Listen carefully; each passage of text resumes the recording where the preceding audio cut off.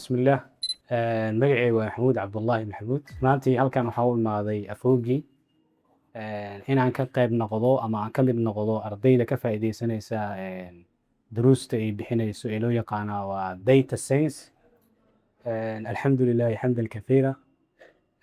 Maantii saddexda isbuuc ee ugu dambeysay ee soo dhaafay waxaan ka faa'iidaysanay waxa weeyaan sida deetada loo xareeyo iyo sida deetada loo abuuro.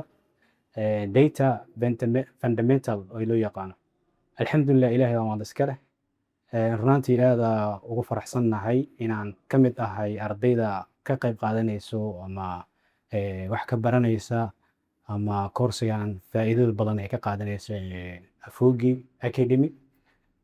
runtii aad ugu bogaadinayaa macallimiinta iyo markaa iyo dadkii markaa ka qayb qaadanayo markaa ka mid ah howlwadeennada. marka alxamdulillah xamdan kathiira. Afoogi wada oo ka faa'iidaysta